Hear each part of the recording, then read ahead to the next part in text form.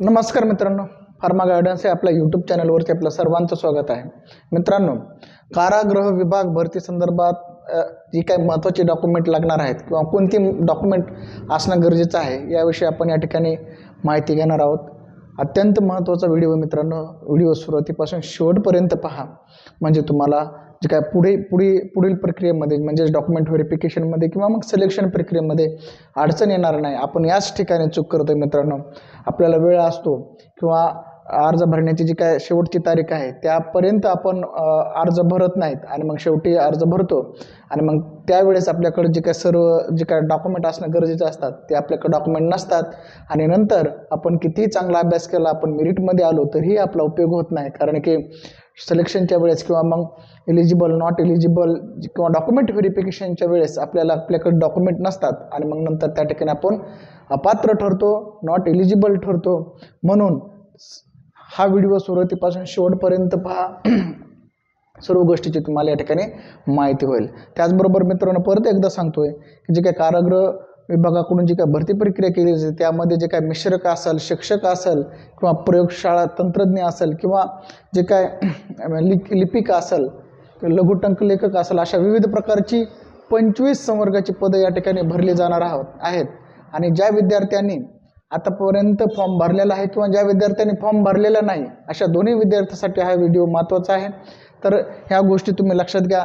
या ठिकाणी जी काय महत्त्वाची डॉक्युमेंट तुमच्याकडे असणं गरजेचं आहे ते म्हणजे आपण या ठिकाणी पाहू शकतो, अर्ज करताना विद्यार्थी जर खेळाडू असेल किंवा मग दिव्यांग माजी सैनिक असेल, अनाथ तसेच प्रकल्पग्रस्त भूकंपग्रस्त असेल किंवा मग अंशकालीन कर्मचारी असेल, या समांतर आरक्षणाचा दावा करणाऱ्या विद्यार्थ्यासाठी त्यांनी ज्या समांतर आरक्षणासाठी अर्ज केलेला त्याचं त्यांच्याकडे व्हॅलिड किंवा मग योग्य अधिकाऱ्याने दिलेलं सर्टिफिकेट असणं गरजेचं आहे.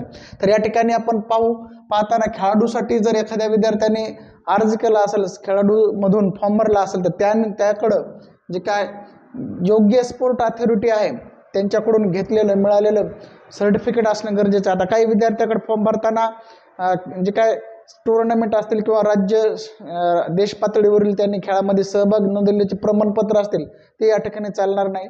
ते तुम्हाला जे काही स्पोर्ट अथॉरिटी आहे किंवा क्रीडा अधिकारी आहे त्यांनी दिलेलं सर्टिफिकेट त्या ठिकाणी लागेल. यामध्ये सुद्धा बऱ्याच विद्यार्थ्यांना मागच्या जे काही DMER भरती असेल किंवा इतर भरतीमध्ये प्रॉब्लेम आले होते आणि खेळाडू या ठिकाणी नॉट एलिजिबल झाले होते. त्यामुळे परत एकदा सांगतो, खेळाडूसाठी जर फॉर्म भरत असाल तर तुमच्याकडं योग्य अधिकाऱ्याने दिलेलं सर्टिफिकेट असणं गरजेचं आहे. जर ते नसेल तर तुम्ही आता पण वेळ आहे, म्हणजे लास्ट डेट थोडी दूर आहे, त्यामुळे ते डॉक्युमेंट तुम्ही मिळवा आणि नंतरच फॉर्म भरा. दुसरी गोष्ट म्हणजे दिव्यांगासाठी जे काय दिव्यांग व्यक्ती आहेत आणि दिव्यांगासाठीच्या ज्या आरक्षणामधून ते फॉर्म भरत असतील ते त्यांच्याकडं जे काय जिल्हा रुग्णालय असेल किंवा जे काय ऑनलाईन त्यांच्याकडे जे काय दिव्यांगाचं प्रमाणपत्र असणं गरजेचं आहे. योग्य अथॉरिटीने किंवा योग्य जे काय मेडिकल विभाग आहे त्यांनी दिलेलं ते दिव्यांग सर्टिफिकेट असणं गरजेचं आहे. त्याचबरोबर माजी सैनिकसाठी अर्ज करताना त्यांनी त्यांचं जे काय GR आहे माजी सैनिकासाठीचा आरक्षणाचा त्या संबंधित ते जे काय डॉक्युमेंट दिलेले आहेत, सर्टिफिकेट दिले ते त्यांच्याकडे असणं गरजेचं आहे. आणि तसेच प्रकल्पग्रस्त, आता प्रकल्पग्रस्त आणि भूकंपग्रस्त या दोन्ही जे काय आरक्षण आहे, समांतर आरक्षण आहे, त्यामध्ये जे काय व्यक्ती आहे फॉर्म भरणारा अर्जदार आहे त्याचं नाव या भूकंपग्रस्त किंवा प्रकल्पग्रस्त या प्रमाणपत्रावर असणं गरजेचं आहे. तरच त्याला या ठिकाणी लाभ मिळू शकतो. तसं नसेल तर तुम्ही त्यामध्ये थोडा चेंजेस काय असतील तर ते करून घ्या, नंतरच तुम्ही काय करा, फॉर्म भरा, नंतर तुम्हाला अडचण येणार नाही. या संदर्भात सुद्धा बरेच विद्यार्थी अपात्र ठरले होते. त्याचबरोबर अंशकालीन पदवीधर कर्मचारी, आता बऱ्याच विद्यार्थ्यांना अंशकालीन पदवीधर म्हणजे काय ह्या गोष्टी माहीत नाहीत.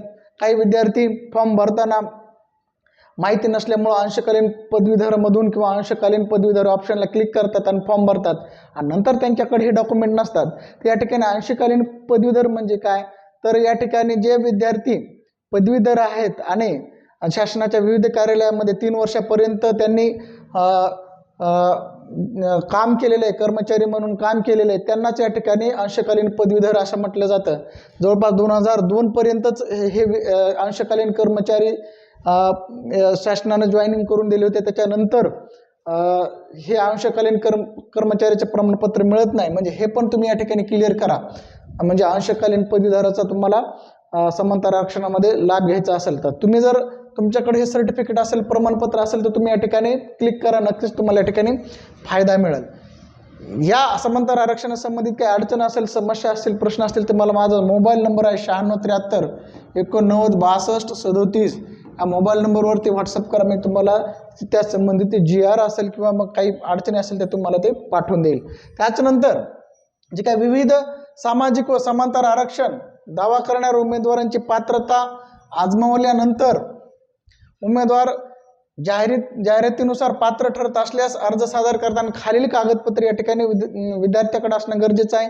त्यामध्ये अर्जातील नावाचा पुरावा, म्हणजे जे काय विद्यार्थ्याचं नाव आहे तो नाव करेक्ट असणं गरजेचं आहे. म्हणजे काही विद्यार्थ्याच्या नावामध्ये बदल असू शकतो, स्पेलिंगमध्ये बदल असू शकतो, तर तसं होऊ नये मित्रांनो. त्यासाठी तुमच्याकडे SSC किंवा मग जे काय शैक्षणिक जे काय पात्रता आहे किंवा तुमचे जे काय मिनिमम एज्युकेशनल क्वालिफिकेशन आहे त्याच्यावरचं नाव, 10वीचे मार्क किंवा मग 12वीचे मार्क, हे सर्व मार्क मेमोवरले नाव तुमचं एकसारखं असलं गरजेचं. त्यामध्ये चेंज नसायला पाहिजे. जर चेंज असेल, काही स्पेलिंग मिस्टेक असेल तर त्या संबंधित तुम्ही काय करा, बॉन्ड तयार करा, शपथपत्र तयार करा, किंवा शक्य असेल तर नवीन मार्क मेमो किंवा नवीन काही सुधारणा काही करता येत असेल, करेक्शन करता असेल तर ते करून घ्या. नंतरच तुम्ही काय करा, फॉर्म भरा. काही विद्यार्थी फॉर्म भरताना गडबड करतात आणि नंतर मग त्यांचं काय होतं, अडचण निर्माण होते. तर तुमच्या नावामध्ये किंवा मग काही स्पेलिंगमध्ये बदल असेल तर तुम्ही आताच ते करेक्शन करून घ्या. समजा मार्क मेमोवर किंवा डिग्री सर्टिफिकेटवर चेंज असेल नावामध्ये, स्पेलिंगमध्ये, तर ते तुम्ही बदलून घेऊ शकता. शक्य नसेल तर नंतर मग तुम्ही या ठिकाणी बॉन्ड तयार करू शकता. नंतर आहे वयाचा पुरावा. वयाचा पुरावासाठी तुम्ही TC, 10वीची सनद किंवा मग बर्थ सर्टिफिकेट तुम्ही या ठिकाणी जोडू शकता. तुमच्याकडे असणं गरजेचं आहे. त्याचबरोबर शैक्षणिक अर्हता, ज्या पदासाठी जी काय मिनिमम किंवा कमीत कमी शैक्षणिक पात्रता किंवा शिक्षणाची अट दिलेली आहे त्याची तुमच्याकडं जी काय डिग्री असेल तर डिग्री सर्टिफिकेट किंवा मग मार्क मेमो, ह्या सर्व गोष्टी तुमच्याकडे असणं गरजेचं आहे. त्याचबरोबर जे काय सामाजिकदृष्ट्या मागासवर्गीय असल्याबाबतचा जे काय पुरावा, म्हणजे तुमच्याकडे कास्ट सर्टिफिकेट असणं गरजेचं आहे.